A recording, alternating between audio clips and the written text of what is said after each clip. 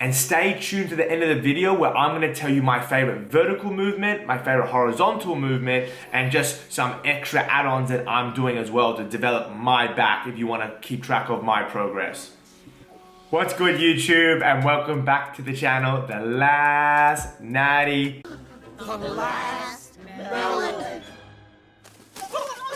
Checking in. So if you're new to the channel, The Last Natty is because I proclaim to be the last natural athlete, the last natural bodybuilder on social media. So being the last natural is essentially not conforming or getting sucked into the pressures of social media to get on drugs, steroids just for aesthetic reasons. If you need it for medical, completely different, but not getting pressured into the, I guess, almost what's becoming the social norm of being on drugs, that I preach you don't need that.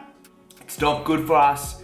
It's not good for our physical health, our mental health, especially if you're not doing it safely. It can be quite dangerous, and you put your physical and your mental health at risk and possibly even die. So I will always preach staying natural, and I hope we can all be the last natty. So in one of my last videos, I talked about how you can work on building your upper chest, and it got some good views, got some good responses. So today I want to talk about how you can build your back. Mainly because as a personal trainer, I am seeing more and more clients, and I am seeing a mix of clients, both men and women. And one of the main goals that my clients have is that they want to build a bigger or more aesthetic back. So here are some of my tips, my top tips to build your back. What's really important to keep in mind, as I mentioned, I have a mix of men and women that I work with.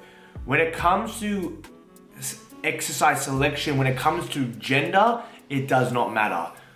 Women can do the exact same back exercises that men can do. What exercises you would choose will be based on your specific goals, not relevant to your gender. So that's really important to keep that in mind. To keep it quite simple, I'm gonna give you several of my favorite tips, several of my favorite strategies, but let's keep it real simple. To build a really developed back, you're gonna need to do 3 types of exercises, really simple.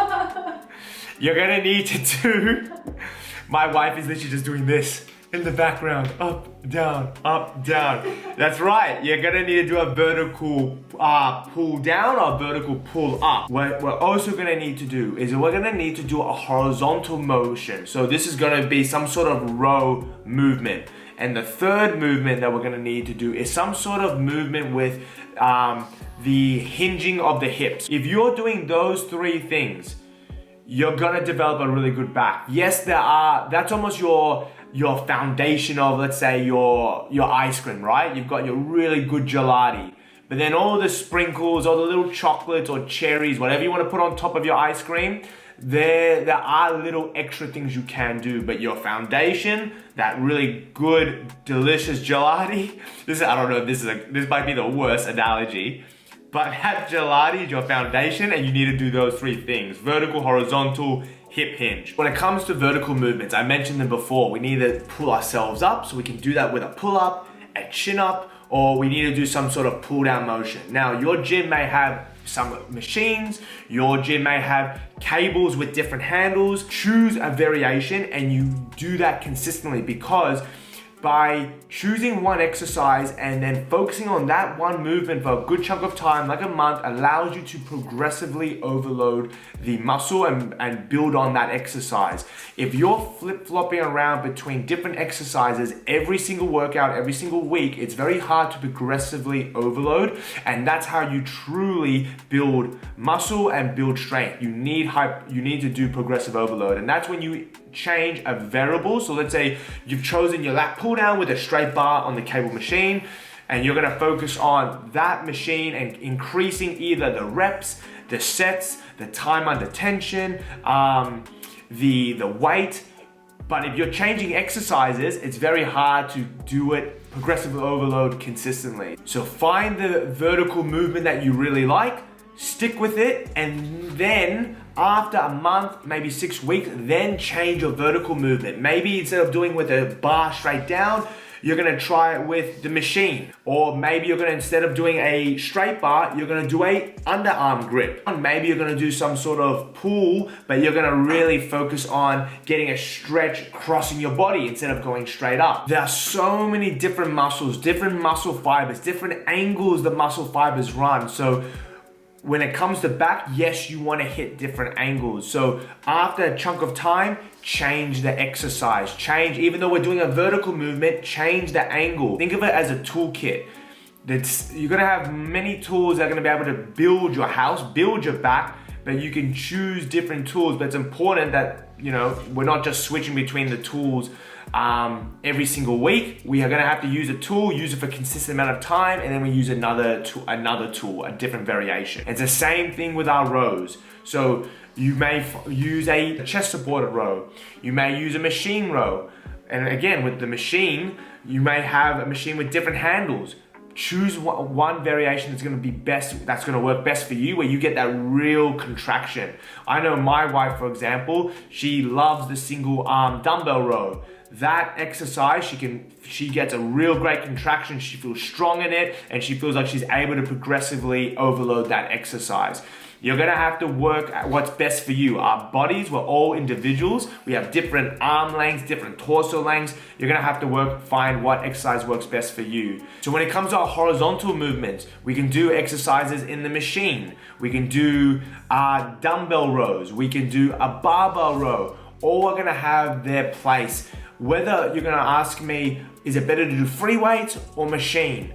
The evidence shows that as long as you are pushing yourself to failure, it does not matter if it's gonna be machine or if it's gonna be free weight. And you have to think about your own individual needs. If I've got a client who's maybe got some lower back pain, I'm probably not gonna do a bent over barbell row. I'm gonna probably put them in a machine or in a position where they feel secure while being able to build on that specific exercise and target their back, and to do that safely but also efficiently as well. So you gotta think about your individual needs as well. We also talked about doing exercises with where we hinge through the hips. So as I mentioned, we can do bent over rows, but that's more of a static position, an isometric hold of the lower back muscles, which is still great.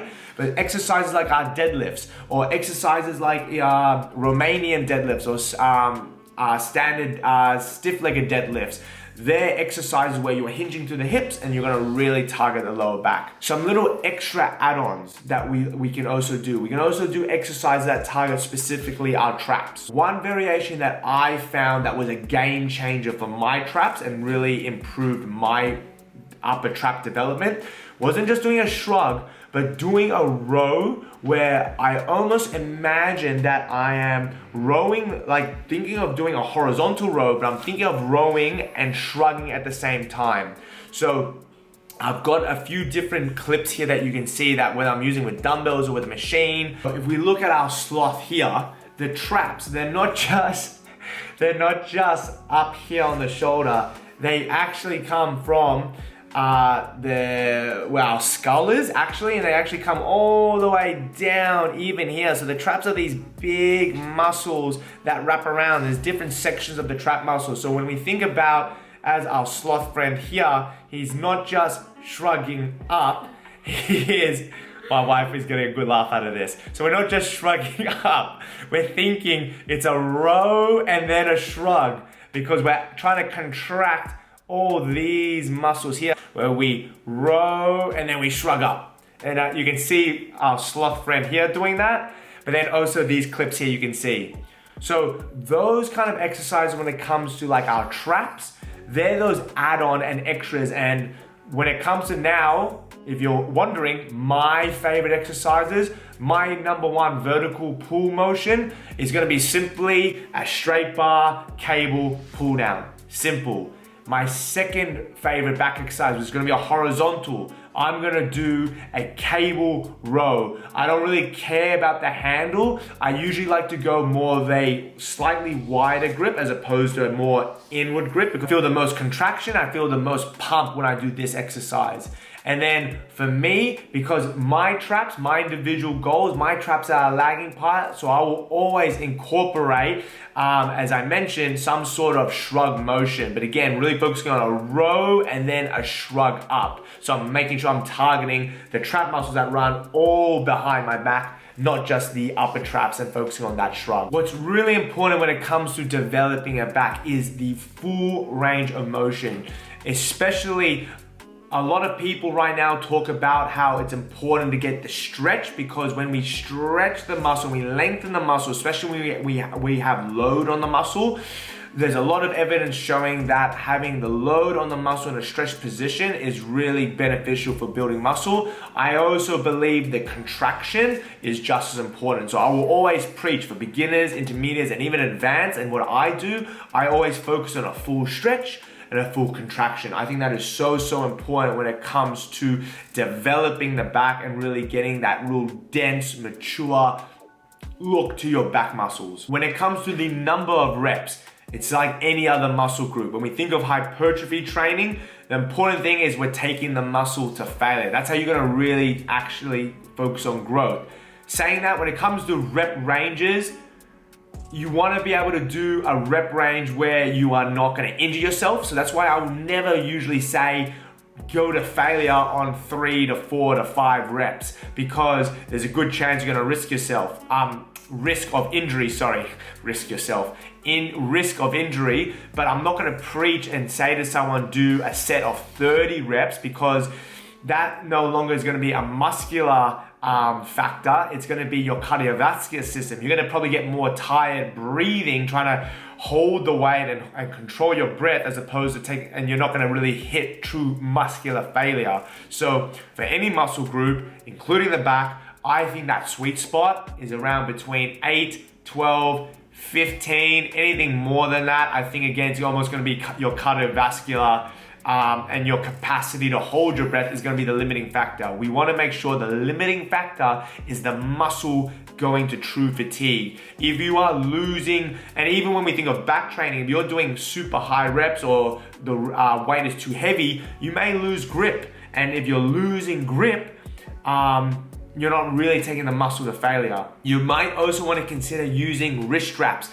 I have this clear memory when I first started training that I was able to manage the weight with my grip because it was quite light, but as I got stronger, I just found my grip wasn't able to keep up. So my grip was the limiting factor, but I remember thinking I could have done another 5 reps, but my grip's giving out. So wrist straps is a great investment. Don't listen to anyone who's gonna say, you're being soft or weak or whatever.